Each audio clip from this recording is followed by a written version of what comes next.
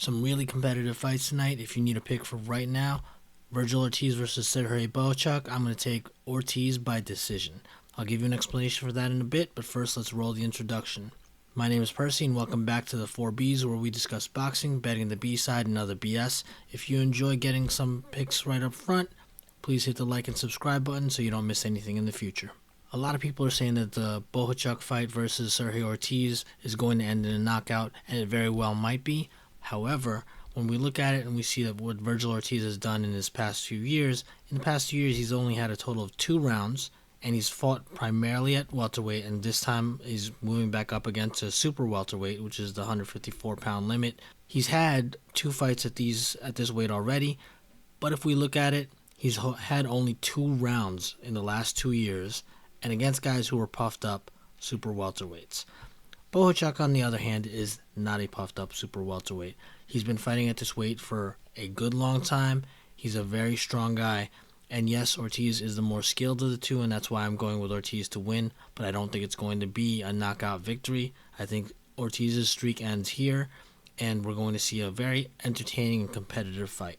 I have 2 other fights that I do want to give you picks for, and again, I'll give you those picks right up front.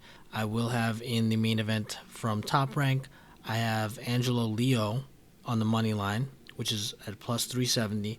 And then we also go back to the other card, and we have Maricela Cornejo via decision over Cecilia Braekhus at plus 145. Both of these fights, and as well as the Ortiz fight, you get a better line on FanDuel, again, just very slightly. So if you only have accounts on DraftKings, go ahead and run your bets on that one too. It's fine. It's not a major difference in this case. When it comes to Angelo Leo versus Luis Alberto Lopez, yes, Alberto Lopez is the better of the 2 fighters, but Angelo Leo has 1 loss. It's to Stephen Fulton, another quality fighter there. Plus 370, you're getting really good odds, and he's the hometown guy, so you might even get a good decision in your favor if you take him here. As far as Braekhus versus Cornejo, Braekhus first lost to Jessica McCaskill in 2020. And that was 4 years ago now, and we haven't seen a dominant Cecilia Braekhus since then.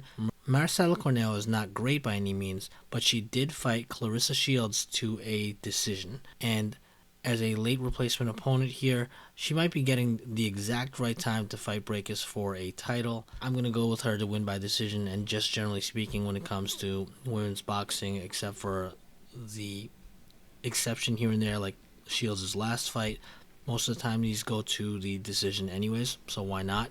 If you wanted to get her at just the money line, it would be like plus 104, I believe, on FanDuel.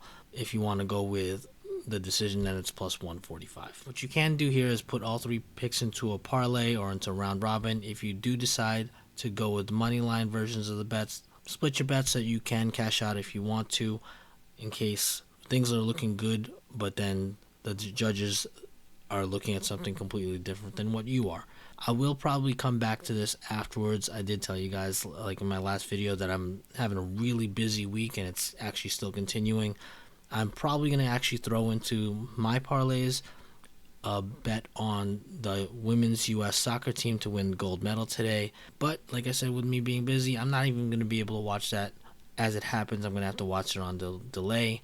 In any case, good luck to you on all your bets today, and I'll get back to you again after the fights are over to discuss what we have seen.